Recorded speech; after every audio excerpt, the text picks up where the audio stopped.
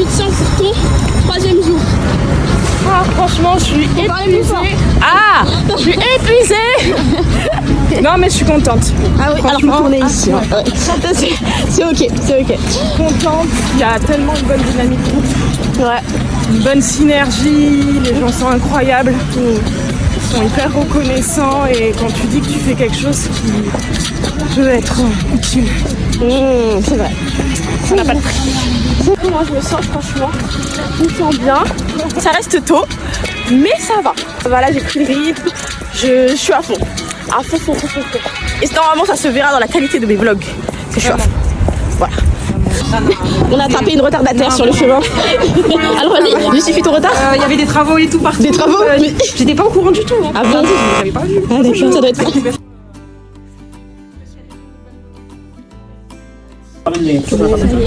Ouais, ça repart. Avec beaucoup de tristesse pour nous en tout cas. Que tout reparte. Merci beaucoup en tout cas, vraiment merci beaucoup pour votre travail, franchement. Alors, c'était pas trop long, ça va? Non, bien, on a bien organisé. Ouais, on est bien équipés. On est bien équipés. Oui, c'est vrai que vous êtes très bien équipés. Ça s'est vu dans les qualités de vos plats. Ah ouais. Et merci à vous en tout cas. Au revoir. Au revoir. À bientôt. À très bientôt, en mars, il ne faut pas nous oublier. Hein. On vous oubliera pas nous en tout cas. Aujourd'hui, l'idée c'est de voir comment on peut organiser sa prise de contact, voilà, avec les différents employeurs, les arts, de la culture. D'où vous venez, d'où vous venez, mais pas forcément géographiquement, mais même quelle est un petit peu votre histoire et où est-ce que vous voulez aller. Sur un format assez court. Je vous laisse 10 minutes. C'est peut-être pour moi, j'ai pas l'expérience parce que je fais comme si.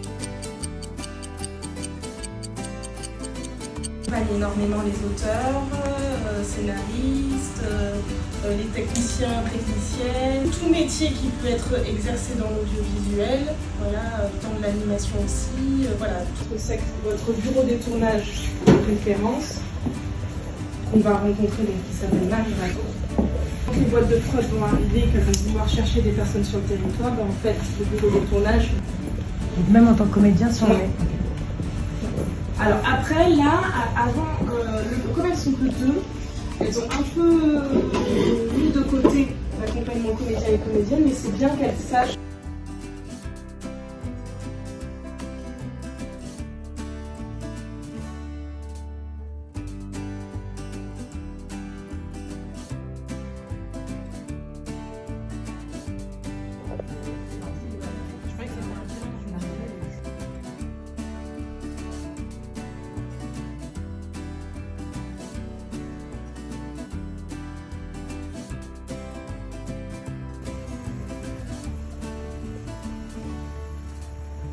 Bonjour, Charles, enchanté. Bonjour.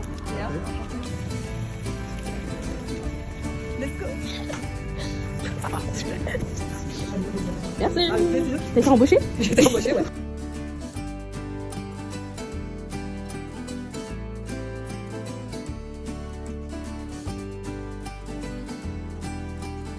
Directeur de cette belle école. Donc là, vous êtes dans un lieu où il y a deux écoles de cinéma, une école de cinéma d'animation qui s'appelle ESMA et l'école de cinéma prise de vue réelle qui s'appelle Ciné-Creatis. Avant de passer à l'auditorium où vous allez avoir la chance d'avoir trois intervenants, je vais vous faire une visite du studio.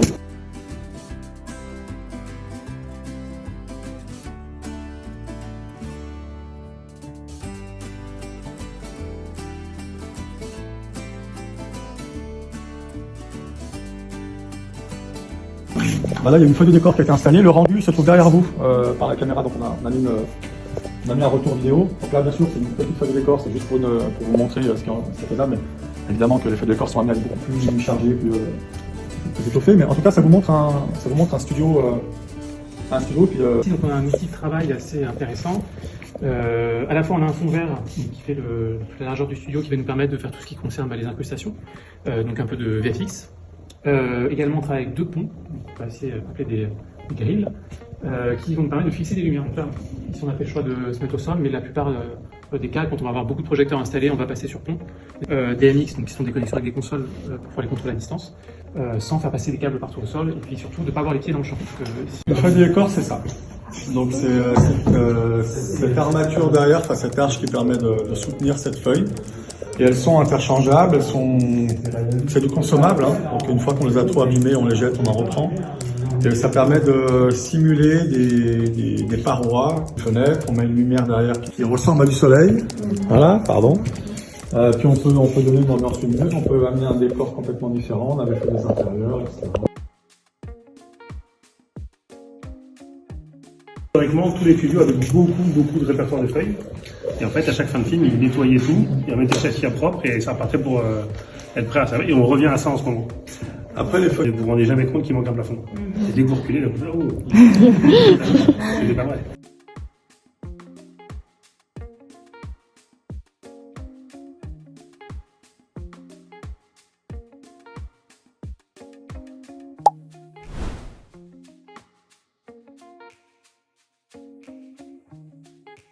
J'enseigne ici. Et moi, au départ, je suis réalisateur. J'ai fait une école de cinéma quand j'étais jeune. Et puis j'ai travaillé en télé. J'ai fait partie d'une aventure pour monter une société de production qui a été devenue aussi une société de post-production. Et pendant 15 ans, j'ai dirigé donc une structure de post-production image. Et je vais vous en parler d'ailleurs rapidement, enfin, de ce qu'est la post-production.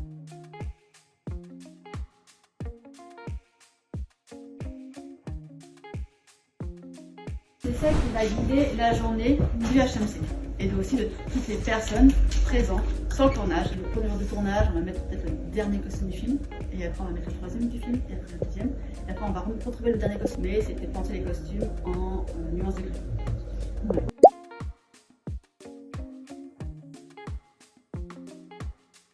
À l'importance du data, du volume de rush qu'on va créer sur un film et que selon les formats, des fois on prend des choses complètement disproportionnées par rapport à ce qu'on est en train de filmer. Donc c'est réfléchir à chaque fois à l'utilité de chaque chose dans les réseaux qu'on a autour de nous.